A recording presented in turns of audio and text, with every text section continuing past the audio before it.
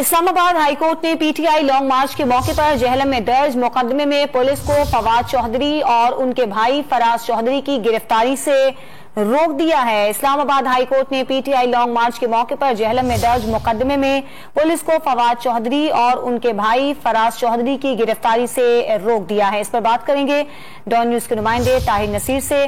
ताहिर, इस हवाले से अपडेट कीजिएगा। जी देखिए, आज छुट्टी के रोज इस्लामाबाद हाई कोर्ट के चीफ जस्टिस ने पीटीआई लॉन्ग मार्च के तनाजुर में जेल में दर्ज मुकदमे में साबिक वज़ीर इत्तलात फवाद चौधरी और उनके भाई फराज चौधरी की हिफाजती जमानत मंजूर की है। इस्लामाबाद हाई कोर्ट के चीफ जस्टिस ने फवाद चौधरी और फराज चौधरी की 5-5 हजार रुपए के मुतल्लके जमा कराने का हुक्म दिया और पुलिस को इन दोनों की गिरफ्तारी से रोक दिया। अदालत ने 10 रोज में मुतल्लका अदालत में पेश होने का भी हुक्म दे दिया है। जी बहुत शुक्रिया आपका ताहिर नसीर। अहम खबर आपको दे रहे हैं। इस्लामाबाद हाई कोर्ट ने पीटीआई लॉन्ग मार्च के मौके पर जेहलम में दर्ज मुकदमे में पुलिस को फवाद चौधरी और उनके भाई फराज चौधरी की गिरफ्तारी से रोक दिया है।